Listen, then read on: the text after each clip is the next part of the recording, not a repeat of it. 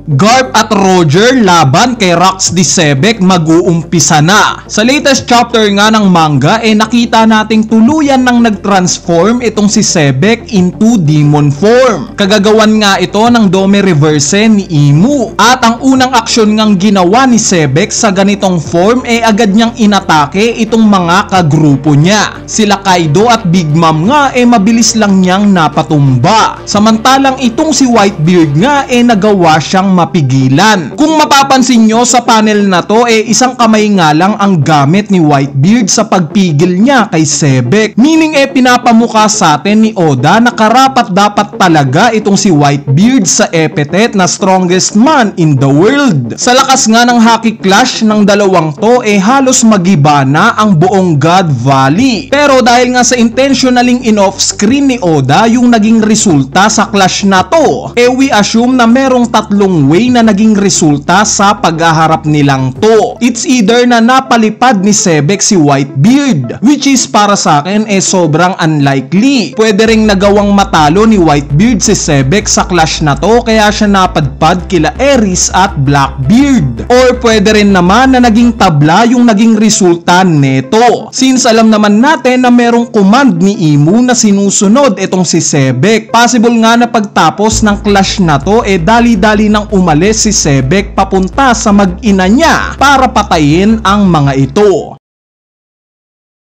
Speaking of mag-ina niya, nakakalungkot nga itong naging statement ni Aries para kay Sebek. Nung makita nga niya na naging demonyo na itong si Sebek, alam na kaagad niya na natalo itong asawa niya. Sinisisi nga niya yung sarili niya kung bakit nilabanan ni Sebek si Imu even though hindi pa daw ito handa. So ang keyword nga dito yung hindi pa handa si Sebek. Kung matatandaan nyo, meron ngang plano itong si Sebek para patumbahin si Im Sama.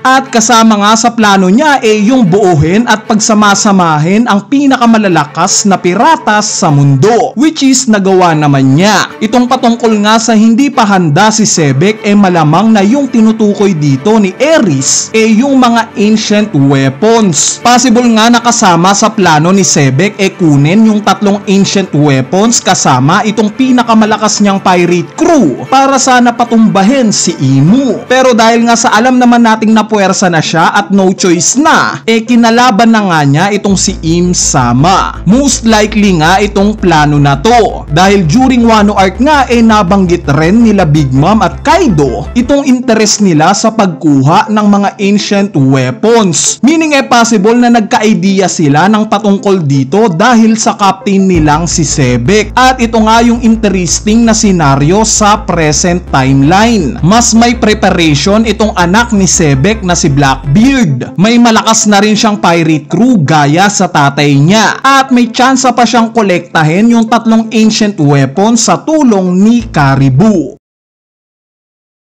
Sa part naman ng pagkamusta ng Roger Pirates kay Roger, this confirms kung gaano katiwala itong mga kagrupo niya sa kung anong lakas ang meron siya. Hindi nga sila nag-aalala kay Roger dahil alam nila yung capabilities neto. Maliban na lang kay Silver's Rayleigh. Ipinakita ngang nag-alala siya kay Roger dahil sa alam rin niya yung panganib na meron itong nakita nilang halimaw na si Im Sama. Bali sa panel nga na to merong subtle hint si Oda na dala-dala na ng Roger Pirates yung batang Shanks. Kung matatandaan nyo in last chapter nagawa na ngang pumasok ng batang Shanks sa isang treasure chest. At yung treasure chest nga na to bit-bit na ng isa sa kasamahan ni Rayleigh. Kaya possible na sa pagtatapos na itong God Valley incident ipakita itong scene ng pagkagulat ng Roger Pirates sa batang Shanks. Sana nga masagot rin sa paparating na scene na to kung paanong nalaman nila Roger yung pangalan netong si Shanks. Bukod nga sa mini scene na to ipinakita rin yung status ni Dragon. Malungkot nga siya dahil sa iniisip niyang nag-fail yung mission niyang mailigtas itong batang Shanks, where in reality nagtagumpay naman talaga siya. So thematically nga nakakatuwa na itong panel kung saan din drawing ni Oda itong nakaluhod na si Dragon. Saktong sa sumunod na panel nga nandito si Kuma na niligtas rin niya sa early scene ng God Valley. Itong posisyon nga ng pagluhod ni Dragon very similar sa kung paano ring lumuhod itong si Luffy nung time na pinapalipad naman ni Kuma yung pirate crew niya sa Sabudi Archipelago. Kumbaga para sa akin konektado itong mga scene na to. Sinasalamin ng dalawang scene na to yung koneksyon nila kay Kuma. Speaking of Kuma, na-reveal nga rin sa chapter na to na indeed niligtas ni Kuma si Blackbeard. Nakakatuwa ngang isipin na both itong sila Luffy at Blackbeard na sinasabing Sun at Moon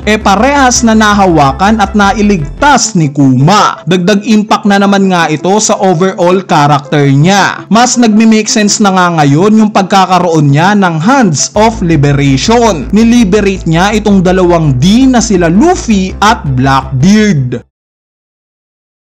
Mabalik nga kay Sebek nabanggit niya na ang dating hari daw ng mundo si Davy Jones na pinabulaanan naman ni Imu. Hindi nga daw nangyari itong kiniklaim ni Sebek. Ibig sabihin kilala ni Imu itong si Davy Jones. At the fact nga na ni-reveal sa SBS na kinurse daw si Davy Jones ng isang devil, kaya ito naninirahan ngayon sa ilalim ng karagatan. Mukhang ang tinutukoy ngang devil sa lore na to itong si Im Sama. Meaning at some point sa history nagawang maglaban nila Imu at Davy Jones. Natalo si Davy Jones na nagresulta sa pagkikurse sa kanya ni Im Sama. Sa tanong naman ni Sebek kung kanino daw ba mas takot si Imu, kung kay Joy Boy daw ba o kay Davy Jones, gagawa na nga lang natin to ng separate video since mahaba-haba nga itong topic na to.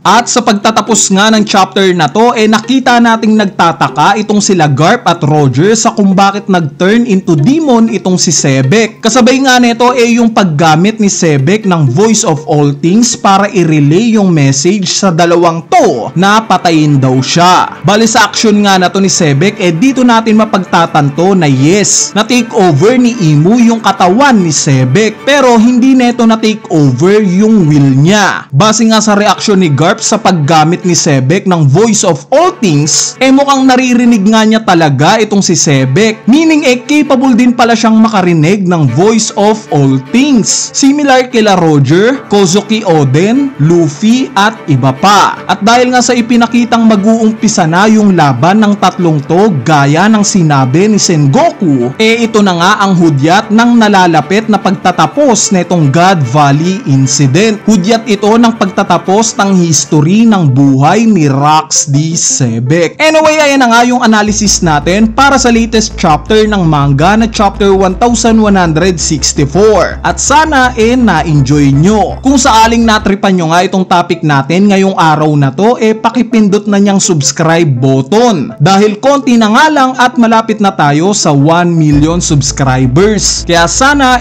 mapindot nyo na yan. So yun lang. Peace!